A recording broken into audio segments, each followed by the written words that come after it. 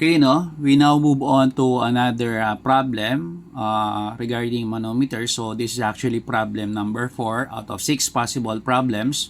So again, let me read the problem statement. We have 3 different liquids with properties indicated filling the manometer tubes as shown. So ang requirement natin dito is for us to be able to determine the specific gravity, otherwise known as the relative density of fluid number 3. So yung fluid number 3 is actually indicated by the green color. So yung fluid number 1 is actually indicated by the pinkish color. And then the fluid number 2 is indicated by the orange color. So yung datas natin dito, no? So ang specific weight or gamma ng fluid number 1 is you have 62.4 pounds per cubic feet. And then yung data natin for fluid number 2, yung density, otherwise known as the mass density, or represented by rho, is equivalent to 1.6 slugs per cubic foot. So 1.6 slugs per cubic foot. So first thing that we have to do is ganito. So since density pinag-uusapan natin dito, kinakailangan in the meantime, kinakailangan muna initially is kinakailangan pare-pares ng corresponding unit. So, convert natin yung slugs per cubic feet in terms of pounds per cubic foot. So, lumalabas, ganito, no? So, you have what?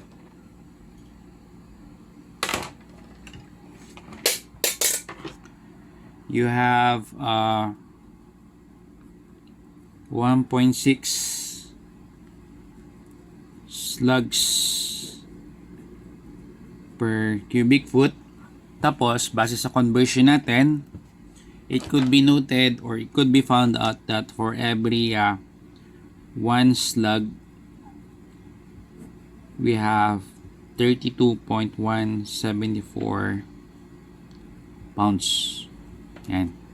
So, magkakansel slug sa kasi slug.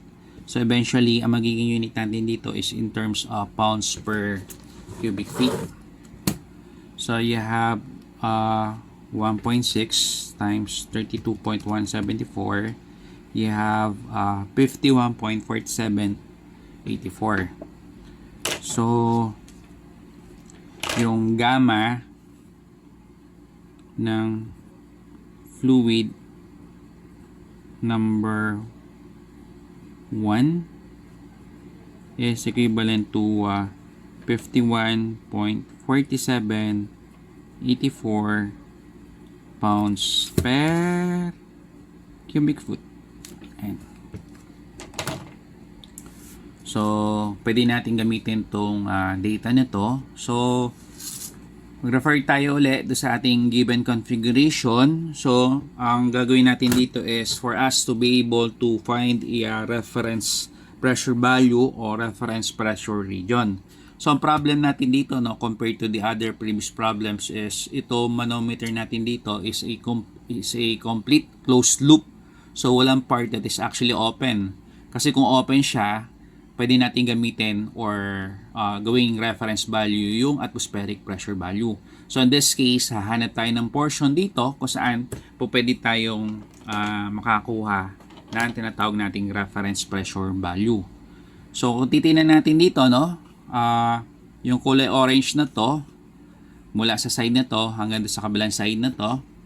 So ang point lang natin dito is itong liquid na to, which is fluid number 2, nag-exert siya ng pressure magmula from the top towards this particular plane.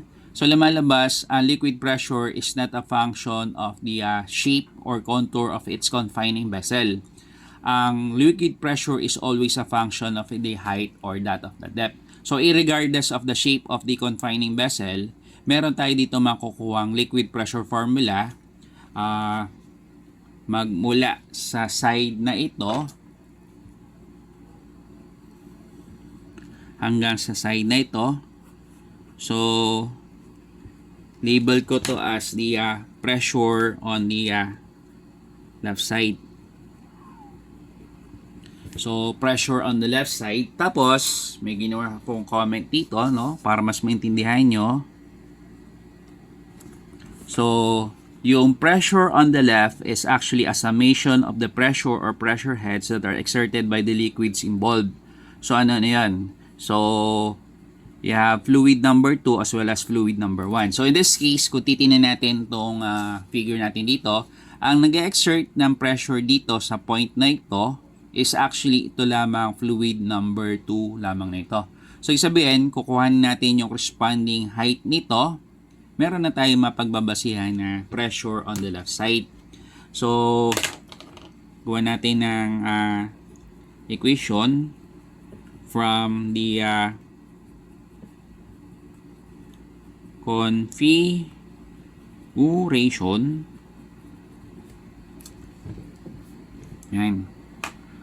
So, from the configuration, gamitin natin tong pressure on the left side. So, ito yung gagawin nating reference pressure. So, pwede kayong kinakailangan meron tayong ma-obtain na pressure. So, para doon mag-start o mag-jump start para ma-simplify natin yung manometer equation. So, pressure on the left side. So, kung meron tayong pressure on the left side, meron tayong pressure on the right side. So, saan ba tayo po pwede makakuha ng value dito? So, again, kung titingnan natin, itong liquid natin dito, which has a height or depth of 7 feet, nagkakos siya ng intensity of pressure dito sa part or portion na ito. So, magmula dito hanggang dito sa part na ito, meron na ine-exert na pressure. So, ilalagay ko ngayon na yung pressure na ine-exert dito is labeled as pressure on the right side. So, pressure on the right side. So, ayan. So, kung meron tayong pressure on the left side, meron tayong pressure on the right side. So, pressure on the right side. So, ano-ano pa ba yung mga ano dito? Mga ibang pressures na involved. So, since meron tayong consider na pressure on the left side, dito tayo ngayon mag-start. So, since dito tayo makakakuha ng reference pressure, dito tayo ngayon mag-start ng labeling. So, label natin. So, ito is 1. So, tinan yung kulay. So, ito yung start point. Ito ngayon magiging end point. So, ito ngayon si 2.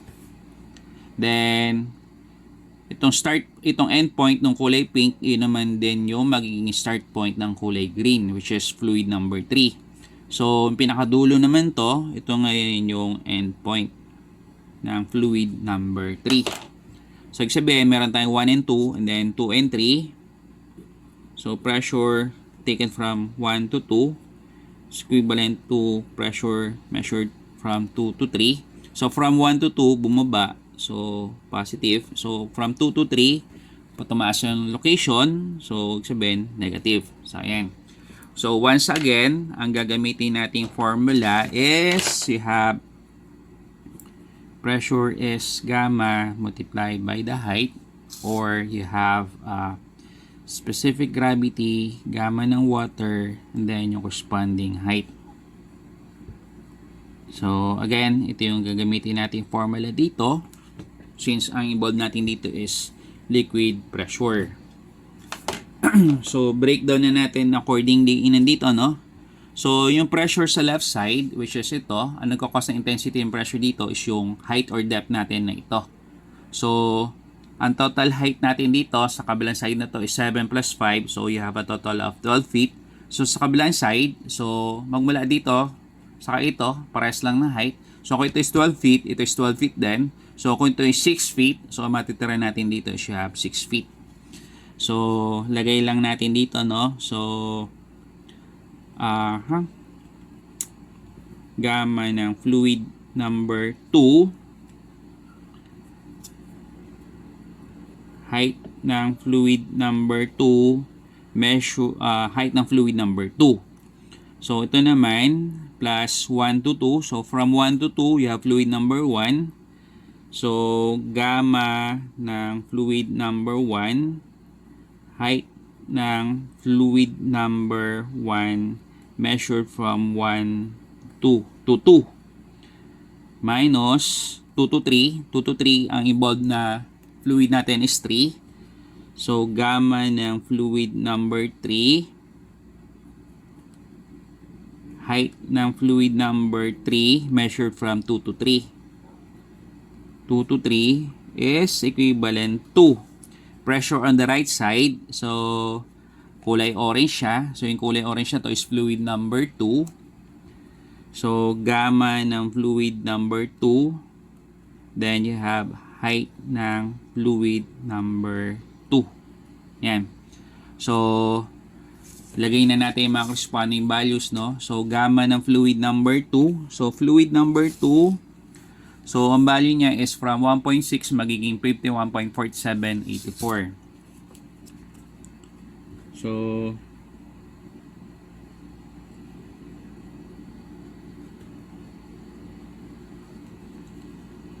you have 51.4784 pounds per cubic foot.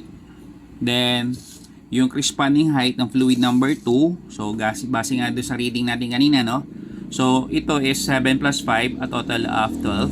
So, itong height na to is the same as yung height din natin doon sa kabilang side. So, total of 12. So, kung ito is 6, ang matitira natin doon sa kabilang side is you also have 6. So, yung height ng fluid number 2 natin na nagkukos ng intensity ng pressure dito is you have a total of 6 feet. Ayan. Plus gamma ng fluid number 1. So, gamma ng fluid number 1. Fluid number 1 is you have 62.4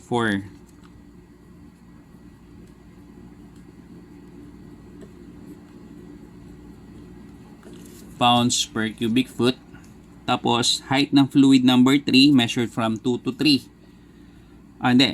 Height ng fluid number 1 pala rather, no? Measured from 1 to 2. So, height ng fluid number 1 measured from 1 to 2. So, kung itong height natin magmula dito hanggang dito is you have 6 feet. At itong part na to is you have 3 feet. So, yung remainder na portion natin dito measures 3 feet. So, from 1 to 2, ang height niya is you have 3 feet. Ayan. 3 feet minus gamma ng fluid number 3. So, gamma ng fluid number 3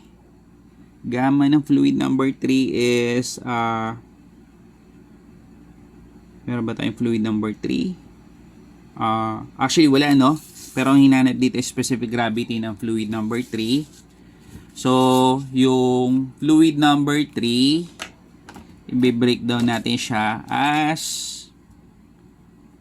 specific gravity ng fluid number 3, gamma ng H2O, tapos you have height ng fluid number 3 measured from 2 to 3 is equivalent to gamma ng fluid number 2. So, gamma ng fluid number 2, so you have 51.4784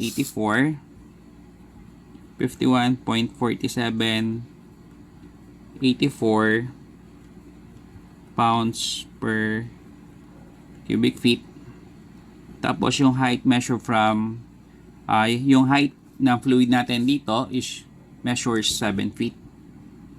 So 7 feet. Yan. So simplify natin para mas madali-daling basahin yung ating equation. So, you have 51.4784 times 6. So, you have 308.8704. So, you have here 308.8704. At ang unit niya is you have what? Cubic feet saka feet. So, eventually, meron tayo ditong square feet. So, you have pounds per square feet plus you have 62.4 times 3. So you have 187.2. 187.2. 187.2. So again, ang unit niya is you have pounds per square feet. So pounds per square feet. So ang hinahanap natin dito is yung specific gravity ng fluid number 3 minus specific gravity ng fluid number 3. So gamma ng water na gagamitin natin is you have yung standard, 62.427 pounds per cubic feet. Tapos yung height ng fluid number 3 natin measured from 2 to 3. So from 2 to 3, so magmula dito hanggang dito you have 5 feet. Then sa kabilang side naman, magmula sa side na to hanggang dito you have 3 feet. So 5 feet dito, 3 feet naman dito. So ang kailangan lang natin is magmula sa part na ito hanggang dito. So you have 5 saka 3. So in difference between 5 and 3 you have 2 feet. So you have 2 feet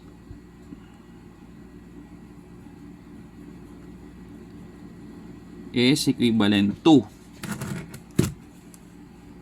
51.4784 times 7. So you have 360.3488 at ang unit niya is pounds per square feet. So ito yung equation natin on hand base do sa given configuration. So simplify natin siya, So ang gawin natin dito is transpose natin yung part o yung portion na ito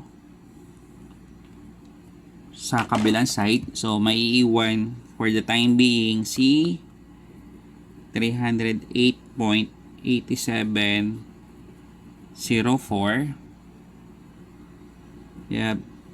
pounds per square feet plus 187.2 pounds per square feet. Then itong part na to 360.3488 sa swap natin sa location ng part or portion to. So from being positive magiging negative 360.3488 pounds per square feet. So is equivalent to, so itong part na to from being negative magiging positive. So simplify ko na yung value. You have 62.427 times 2 feet times 2 feet. So you have 124.854. 124.854. You have pounds per square feet. Tapos you have specific gravity ng fluid number 3. So ang goal ang goal natin dito is for us to be able to solve or determine the specific gravity of fluid number 3. So ito ngayon si specific gravity ng fluid number 3. So simplify natin, So 308.8704 plus 187.2. So minus 360.3488. So yung difference natin dito sa part na to is you have 135.7216. 135.7216 in units of the pounds per square feet is equivalent to 124.854 pounds per square feet. So lumalabas ngayon na yung specific gravity ng fluid number 3 natin is equivalent to itong value na to all over itong value natin dito. So, specific gravity ng fluid number 3. Ayan. So, tatranspose lang natin to doon sa kabilang side. So, iilalim siya. So, you have 135.7216 pounds per square feet all over 124.854 pounds per square feet once again. So, magkakancel out yung mga corresponding unit. So, unitless, which is actually tama lang kasi ang hinahanap natin dito is yung specific gravity. So, ang specific gravity is a dimensionless value. So, lumalabas, pindutin na natin sa calculus, no? So, you have 135.7216 divided by 124.854. So, lumalabas is you have 1.087. So,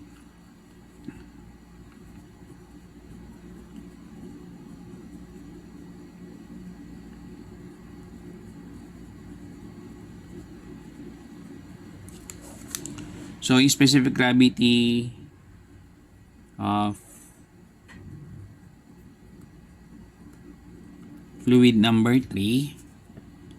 So you have SG F3 is you have 1.087.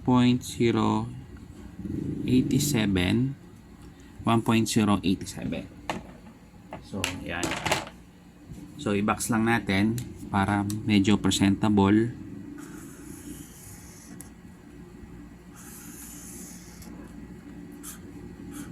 Yan. So, highlight na natin, no? So, specific gravity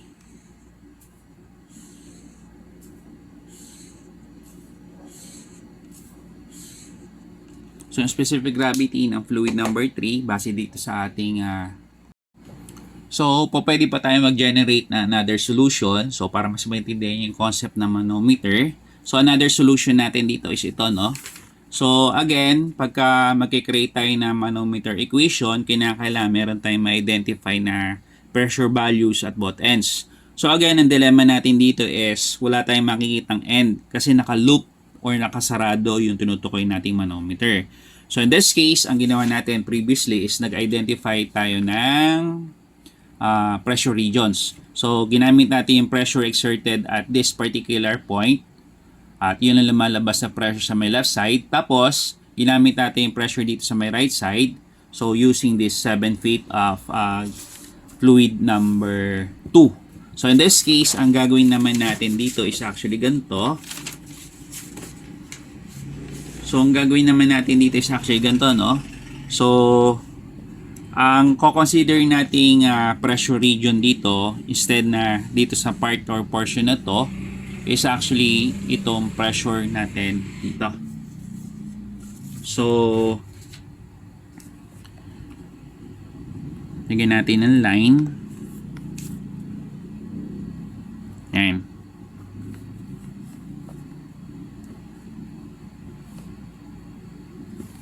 So,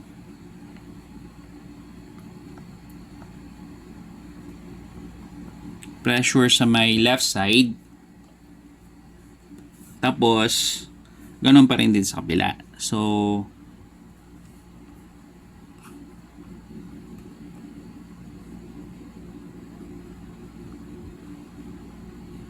pressure sa may right side. Tapos, mag-affix na tayo, mag-label tayo ng mga corresponding numbers. So, since nandito ngayon yung pressure, ang start point natin dito is actually ito. So, ito si 1, tapos ito ngayon si 2. So, instead na kanina is meron tayong 1, 2, tapos you have 3. So, mangyari ito is instead na meron tayong 1, 2, and 3, meron lang tayong 1 and 2. So, tingnan natin kung pares lang yung lalabas na value. So, from the configuration,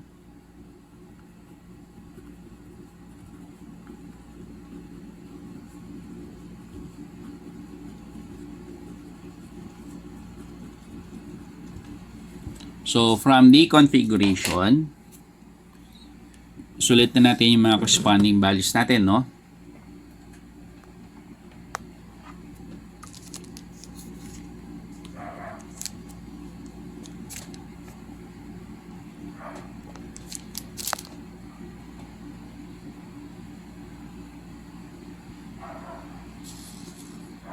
So, from the configuration, lumalabas,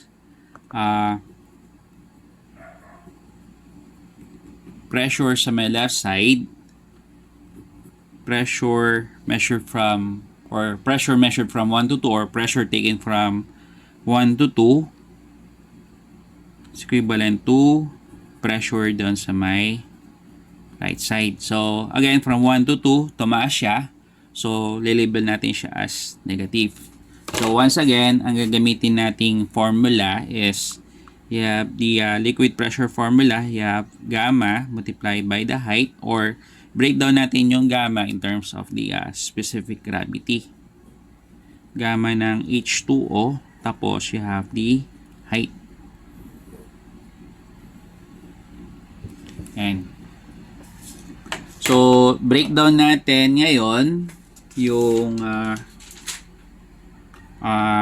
yung part or yung portion na to. So, kung titingnan natin, yung pressure sa my left side na to is actually an accumulation ng pressure exerted by the fluid number 2 from this point up to this particular point, and then pressure exerted by fluid number 1 from this point up to this particular point.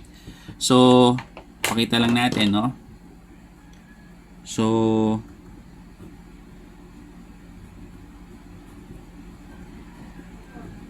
yung pressure sa my left side is equivalent do sa pressure that is exerted by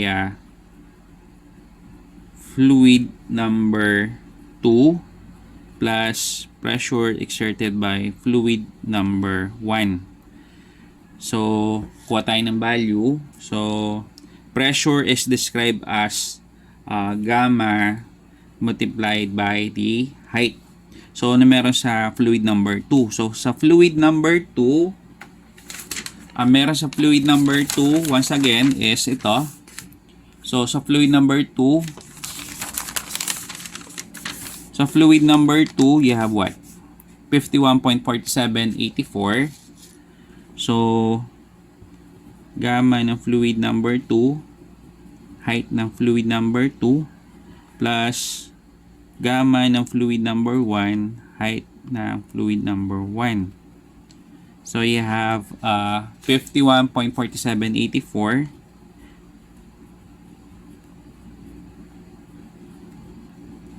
So, you have pounds per cubic feet. Tapos, yung height ng fluid number 2.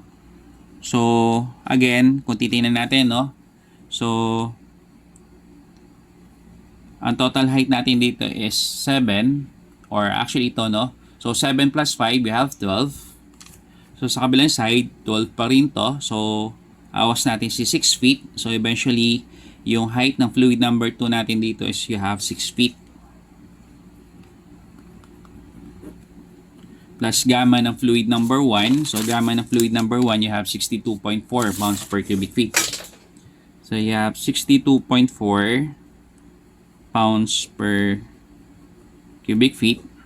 So, yung corresponding height naman niya, base dito sa configuration, magmula dito hanggang dito 6 feet. Then, magmula dito hanggang dito, you have 3 feet. So, meaning, ang matitira natin dito is you have 3 feet. So, you have 3 feet. So, yung pressure exerted doon sa my left side, you have what? So, you have 51.4784 times 6 plus 62.4 times 3. So, you have 496.0704. 496.0704 in units of the pounds per square feet. So, meron na tayong reference pressure dito sa may left side. So, equate na natin siya. Gamitin na natin, no? So, you have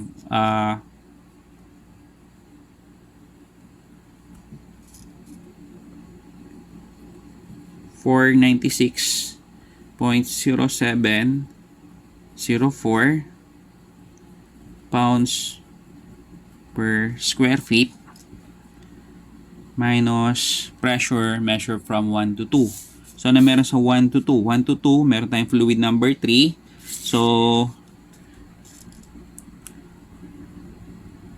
pressure exerted by fluid number 3 measured from 1 to 2 is equivalent dun sa pressure sa may right side. So, pressure sa may right side. So, pressure sa may right side, yung fluid natin dito is fluid number 2. So, pressure ng fluid number 2. So, again, sulit ko lang ulit, no? So, you have 496.0704 pounds per square feet minus pressure ng fluid number 3. So, fluid number 3. So, para sa fluid number 3, wala tayong given kasi hinanap natin specific gravity. So, breakdown natin. So, specific gravity ng fluid number 3, base dito sa formula natin, no? So, instead of gamma height, since ang hinahanap natin is specific gravity ng fluid number 3. So, specific gravity in fluid number 3, gamma ng water, then yung corresponding height. So, gamma ng water, ang gamma ng water na gagamitin natin is you have 62.427 pounds per cubic feet. Then, yung height measured from 1 to 2. So, height measured from 1 to 2. From 1 to 2, so kung ito is, you have 5, at tapos ito is 3. So, 5 minus 3. So, matitira dito is you have 2 feet. Is equivalent to pressure exerted by fluid number 2, which is ito. So, pressure at the side, no? So, sa may right side. Yan. So, ano meron dito? So, fluid number 2. So, fluid number 2. Ano meron sa fluid number 2? So, you have 51.4784. So, 51.4784. You have pounds per cubic feet. Tapos, yung height na consider natin dito is you have 7 feet. So, 7 feet. And so, again, ang ultimate goal is for us to be able to solve for the value of the specific gravity for fluid number 3. So, pakita ko na lang muna itong dissection ng formula natin dito. So, specific gravity ng fluid number 3, gamma ng water, then height ng fluid number 3 measured from 1 to 2. Yan. So, kuhanin natin to. So, lumalabas itong part na to. Swap natin sa part na to. From being negative, magiging positive siya. The moment na ilipat natin siya dito. Then, itong part na to, which is positive, the moment na ito ilipat naman natin sa kabilang side, magiging negative. So, you have 496.0704 pounds per square feet minus 51.4784 pounds per cubic foot multiplied by 7 feet is equivalent to specific gravity ng fluid number 3. So in this case, yung 62.427 multiplied by 2, transpose ko doon sa kabilang side. So, papailalim siya dito. So, 62.427 pounds per cubic foot multiplied by 2 feet. Yan. So, cubic feet saka feet, square feet, pounds per square feet, pounds per square feet. So, ayan. So, tingnan natin kung ano ilalabas na value. So, you have 496.0704 minus 51.4784 multiplied by 7 divided by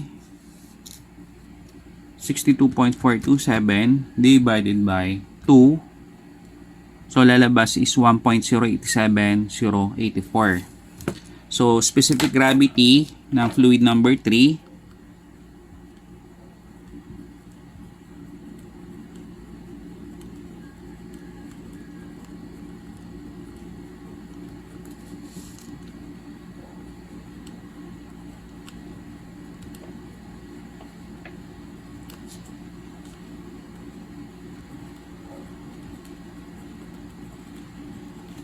1.087. Ayan.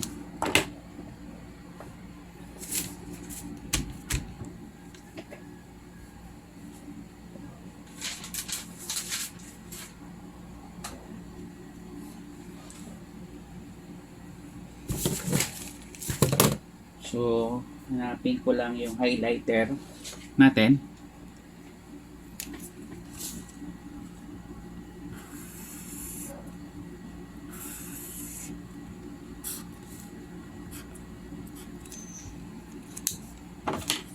So, ang specific gravity ng fluid number 3 is 1.08784. So, check natin kung tama. So, ito, no? So, tupi lang natin yung paper. So, yung specific gravity ng fluid number 3, employing this corresponding solution, was found to be at a value of 1.087. So, yung specific gravity naman, employing this corresponding configuration, also has the same numerical value, which is at 1.087. Then, ano? So, yan. So, yan lang guys, ano? So, hopefully, naintindihan yung concept natin regarding sa manometers.